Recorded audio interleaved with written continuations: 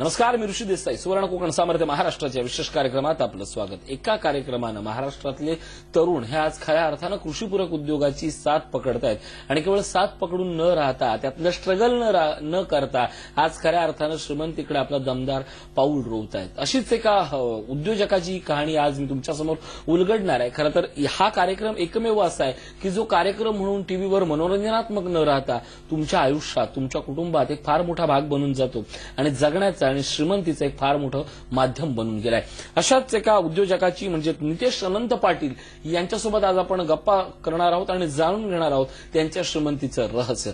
नितेश पाटील, स्वागत आपलं सुवर्ण कोकणमध्ये. म्हणजे मला अभिमान वाटतोय की एका टीव्हीच्या कार्यक्रमानं माणसं उद्योजक घडतात आणि माझ्यासमोर या स्टुडिओत बसून ती बोलतात, त्यावेळी अँकर म्हणून, एक माध्यम म्हणून आम्ही बोलत असलेला आनंद हा फार मोठा असतो. पहिला एपिसोड कधी पाहिला? सुवर्ण कोकणच्या चळवळीची सुरुवात कधी झाली? 25 डिसेंबर 2015ला मी पहिला कार्यक्रम बघितला. तेव्हा विचार आला की कल्पना ही भरपूर चांगली आहे, पण मनात यायचं की फसवेगिरी वगैरे भरपूर आहे, दुनियेत सगळं आहे. तर मी घाटकोपरच्या कार्यालयात गेलो, बघितलं आणि परब सरांना भेटलो. त्यांनी एकच सल्ला दिला की कार्यशाळा अटेंड कर, तेव्हा तुला सगळं समजेल. मी सरांना बोललो, सर माझ्याकडे फायनान्स बिलकुल नाहीये. सर बोलले 17 तारखेची 17 जानेवारीची कार्यशाळा आहे, ती अटेंड कर. मी अश्वमेध जॉईन केलं, अटेंड केलं आणि 1 महिन्यानी माझा स्वतःचा उद्योग मी व्यवसायाला सुरुवात केली आणि कुक्कुटपालनाच्या माध्यमातून मी स्वतःचा उद्योग सुरू केला. नक्कीच. इथपर्यंत झाली आजच्या नितीन पाटीलची गोष्ट. मला नितेश पाटील थोडंसं मागे जाऊन ऐकून घ्यायचं आहे, समजून घ्यायचं आहे. लहानपणी पितृछत्र हरपल्यानंतर परिस्थितीशी, काळाशी, सगळ्याशी स्ट्रगल करणारा एक पोरगा होता आणि तो आलेल्या संकटाला कधीच हरला नाही. आपल्या वडिलांची आठवण, आपल्या कुटुंबाची आठवण आणि आयुष्यात मला जिंकायचंय हा ध्यास घेऊन नितेश पाटील धावत राहिला, आजही धावतोय. लहानपणापासून कसं गेलं आयुष्य या कापर्यंत? मला तर वडिलांचा चेहरा देखील माहित नाही. 1988 साली म्हणजे मी 2 वर्षाचा असताना वडील वारले. त्यानंतर मी वडिलांच्या मित्राकडे माझं पूर्ण शिक्षण झालं आणि हॉटेल मॅनेजमेंट मी तिथे केलं. त्यांचा मुलगा कॅनडाला होता, त्यांनी स्वतः सांगितलं हॉटेल मॅनेजमेंट कर. 2004 साली मला युएसएला जायची चान्स होती, तरी नाही गेलो. मी विचार केला की मला काहीतरी बिझनेस करायचा आहे आणि राजकारणातनं काहीतरी चांगलं माझ्या देशासाठी, गावासाठी करायचंय. आणि मी त्या अनुषंगाने 2007 साली पहिल्यांदा बिझनेस सुरू केला. त्यानंतर 2008ला बहिणीचं लग्न जमलं. तेव्हापासून मी कर्ज काढत गेलो आणि बिझनेस पण बरेच. बहीण आय थिंक तू मोठा, तुझ्या मागे एक भाऊ आणि त्याच्या मागे एक बहीण. हा, सर्वात शेवटची बहीण. तिचं अगोदर लग्न केलं स्वतःच्या कष्टातनं, पैशानं, कर्जातनं. त्याच्या पुढे त्यानंतर मी परत चायनीजचं दुकान टाकलं आणि बिझनेस माझं चालूच होते. रेतीचे पण झाले, पण मी एवढा बिझनेसमध्ये लॉस गेलो, जेमतेम 25 लाख रुपये लॉस गेलो. पण मला कॉन्फिडन्स होता की पुढचा दिवस माझा आहे आणि आजही मी सांगतो उद्याचा दिवस हा माझाच आहे. वाह वाह वाह वाह. आणि हा कॉन्फिडन्स दिला तो 17 तारखेच्या कार्यशाळेतनं मी जेव्हा सुवर्ण कोकण जॉईन केलं. मला त्याच्यात आणखीन एक विचारायचं आहे. 25 तारखेपासून 17 तारीख, 25 डिसेंबर ते 17 जानेवारी या दरम्यान काय काय घडलं? 25 डिसेंबर पासून ते मला झोपत नव्हती एक दिवस रात्र की सुवर्ण कोकण नक्की काय आहे. मी 3-4 वेळा घाटकोपरच्या कार्यालयात गेलो, सगळे उद्योगधंदे समजून घेतले. परत गेलो, कार्यशाळा अटेंड केली, सरांशी बोलणं झालं. तेव्हा मी विचार केला की मी आपलं बकरी पालन सुरू करतो, तर त्यासाठी फायनान्स किती लागेल. मी सरांना सांगितलं, सर माझ्याकडे फायनान्स बिलकुल नाहीये.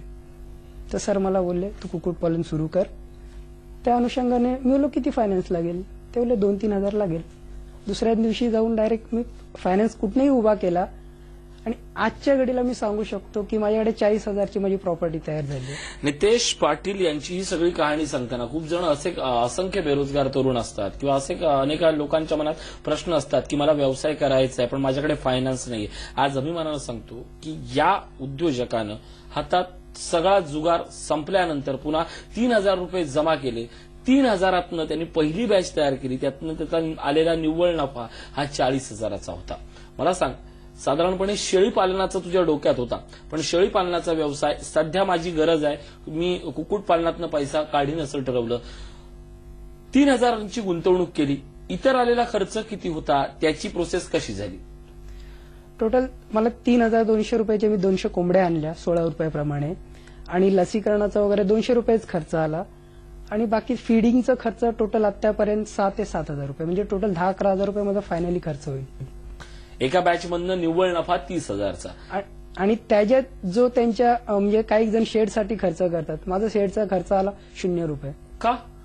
मित्राचं पडलेलं घर होतं, त्याला रिक्वेस्ट केली, त्यांनी दिलं, सुरू केलं. आपण शब्द टाकला तर खूप गोष्टी आपल्या प्रमाणे होतात, साध्य करण्याप्रमाणे होतात. अशा ह्या सगळ्या स्वरूपाची गोष्ट आहे. मला सांग, कुक्कुटपालनाच्या व्यवसायाकडे असं म्हटलं जातं की हा व्यवसाय फार मोठ्या प्रमाणातच करायचा तरच मग पैसा मिळतो. बहुतांशी लोक कुक्कुटपालनाकडे वळत नाहीयेत. त्यांना काय सांगशील, किंवा तुझ्या अनुभवातनं तू काय शिकलास या पहिल्या बॅचमधनं? पहिल्या बॅचमधनं मी एवढंच शिकलो की जो मी कुक्कुटपालन केलं, आज सध्या महाराष्ट्रात दररोज 1 लाख अंडी परराज्यातनं येतात, दक्षिणेतनं येतात. आपली गरज किती आहे अंदाजे? 1 करोड अंडी दररोज येतात. तर मी तर सरळ बोलतो की विदर्भ मराठवाड्यात प्रत्येकाने कुक्कुटपालन केलं ना, तर त्यांना दुसरं काय करायची, शेती करायची गरज नाही. त्यांना शेतीपूरक व्यवसाय सुरुवातीला 3-4 हजार टाकून करू शकतात. त्यासाठी सुवर्ण कोकण सर्वात मोठं माध्यम आहे. नक्कीच. सुवर्ण कोकणच्या माध्यमातून तू शेळीपालन करण्यासाठी आला होता, पण यातली श्रीमंती कळली आणि आज तू कुक्कुटपालनाकडे वळतोय. खरं तर आपण या विषयावर बोलणार होतो, पण मला आणखीन एक विचारायचंय तुला. कुक्कुटपालन म्हटलं ना की असं नेहमी म्हटलं जातं, म्हणजे साधारणपणे 97-98ला आलेला एक रोग आणि त्या रोगानंतर आजपर्यंत झालेली त्याची चर्चा, म्हणजे कुक्कुटपालन मी का करत नाही, तर बर्ड फ्लू येईल आणि माझ्या कोंबड्या मरतील, अशी एक मनामध्ये भीती असते. व्यवसाय सुरुवात केला की अडचणी कानावर खूप येतात, वास्तवात मात्र दिसत नाही. तुझ्या बाबतीतला काय असा अनुभव होता?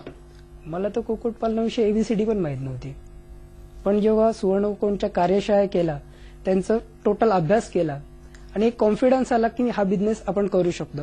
आणि आज 200 कोंबड्यांमधनं फक्त माझे 7 कोंबड्या मेलेल्या आहेत आणि लसीकरण वगैरे वेळोवेळी दिलेलं आहे. आणि आता त्यातनं म्हणजे फक्त 3 ते 4% आणि ह्याच्या पुढे तो 3% ते 4% आहे ना, ते पण शून्यावर आणेल. हा कुठून आला कॉन्फिडन्स? कारण ज्या माणसाला अंडी खाण्याच्या व्यतिरिक्त, चायनीजच्या दुकानाव्यतिरिक्त चिकनचा ज्याचा संबंध नाही, अशा माणसांकडनं आज एक मी बघतोय, माझ्यासमोर एक शेतकरी उद्योजक बोलतोय. हा कॉन्फिडन्स अनुभवात नाही आला. आणि काय काय मिळालं तुला? ह्याच्यात मला फक्त कुक्कुटपालनाचंच नाही बोलू शकत, पण आज माझ्यात एवढा कॉन्फिडन्स आलाय ना की मी शेतीपूरक जेवढे उद्योगधंदे आहेत त्याचं प्रशिक्षण पूर्ण सुवर्ण कोकणमधनं घेतलेलं आहे. आता कुक्कुटपालन सुरुवातीला केलं ते फक्त मी फायनान्स कमी होतं म्हणून, पण आज माझ्यात एवढा कॉन्फिडन्स आहे, 6 महिन्यात मी याच्यात PhD करेल, म्हणजे स्वतःची हॅचरी चालू करेल, अंडे उगवण्याची स्वतःची मशीन चालू करेल आणि स्वतः सगळ्यांना पिल्लं सप्लाय करेल. एवढा कॉन्फिडन्स आज मला आलेला आहे.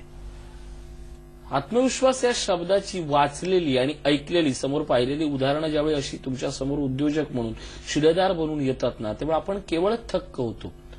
लहानपणी आई वडिलांचं छत्र हरपलेला एक मुलगा नंतर जिद्दीनं स्वतः कुठल्या तरी व्यवसायात घुसतो. पण ते सगळं करत असताना मला धंदाच करायचा आहे, मला बिझनेसच करायचा आहे, नोकरीच्या आणि परदेशात जायच्या आहारी जायचं नाहीये असं म्हणून मुंबई भिवंडी सारख्या भागाचा विचार करतो आणि हा इथंच ठामपणे मुळं रोवतो. हे सगळं केल्यानंतरही 25 लाखासारखा लॉस होतो, पण तो हरल्यानंतरही स्वतःची मात्र उमेद हरत नाही. तो आयुष्यात शोधत राहतो, वाटा शोधत राहतो, पुन्हा सगळी नव्यानं सुरुवात करतो. आज या कार्यक्रमाच्या सुरुवातीला नितेश पाटीलने सांगलेलं एक वाक्य फार महत्वाचं आहे. मी 25 लाख डुबलो मला मान्य आहे, पण मी उद्या 50 लाख कमवेन. हा विश्वास तुम्हाला खूप काही देऊन जातो. कदाचित सुवर्ण कोकणचं हेच फार मोठं यश असेल की इथं तुम्हाला जगायला, श्रीमंत व्हायला आणि श्रीमंत जगायला शिकवलं जातं. तुम्हालाही या जर चळवळीत यायचं असेल, हे सगळं समजायचं असेल, तर हे फोनवर होणार नाही, प्रत्यक्ष कार्यालयात येऊन हे सगळं जाणावं लागेल. आपण आपल्या गरजा, आपल्या कॅपॅसिटी, भौगोलिक क्षमता, आपली आर्थिक सुबत्तता आणि आपल्या समोर असलेलं अथांग आकाश या सगळ्याचा विचार करून तुम्हाला चोख मार्गदर्शन केलं जाईल. याच विषयावर बोलतोय. एक छोटासा ब्रेक पाहत राहा. सुवर्ण कोकण, सामर्थ्य महाराष्ट्राचे.